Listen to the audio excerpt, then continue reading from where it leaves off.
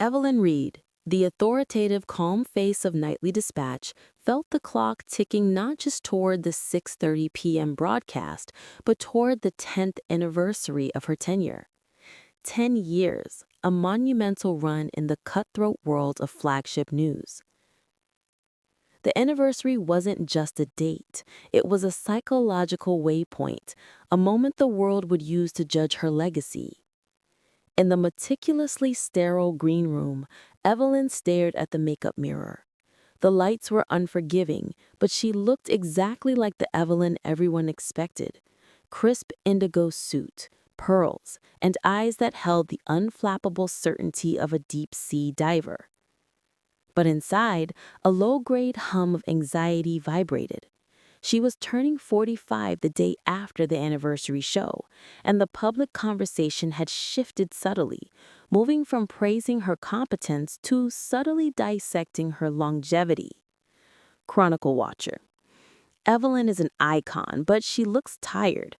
I hope the anniversary show isn't just a victory lap. We need hard news, not sentimentality.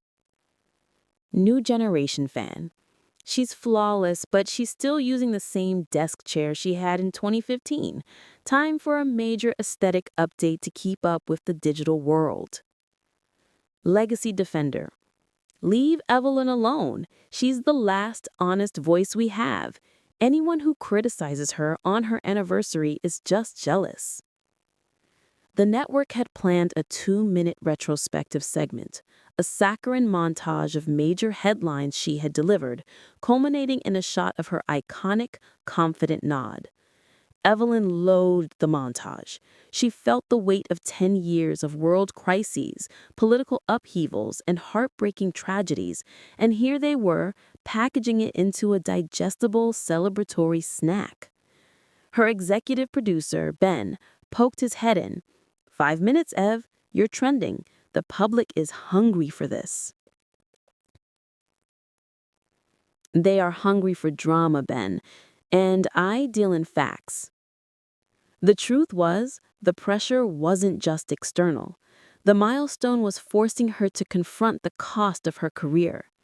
She remembered the early years, the sacrifice of weekends, the missed family events, all compressed and justified by the singular and movable goal of delivering the news. Did the unflappable persona she projected require her to be equally rigid in her personal life? As she walked the short distance to the anchor desk, she noticed the crew members, many of whom she had mentored over the decade, standing straighter, their faces alight with pride and nerves for her.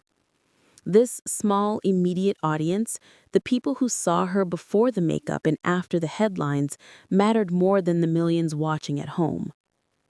At 6:29 and 45 seconds, the countdown in her earpiece began. The iconic theme music swelled. She gripped the cool marble edge of the desk.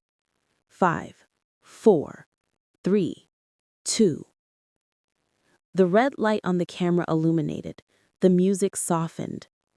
Evelyn didn't perform her usual perfectly calibrated nod. Instead, she took an infinitesimal moment, a slight pause that no one at home would notice, but which felt like an eternity to her. She opened her mouth, her voice a low, steady current. Good evening. Tonight we begin with the breaking update from the Senate floor. She sailed into the broadcast, delivering the news with her usual precision. When the 2-minute retrospective finally aired, a blur of wars, elections, and celebratory champagne toasts, Evelyn sat perfectly still, using the time to simply breathe.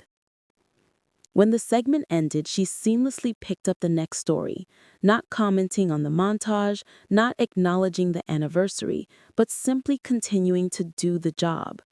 The public could celebrate the milestone. She would honor it by focusing on the moment, delivering the truth, and securing her legacy one essential fact at a time.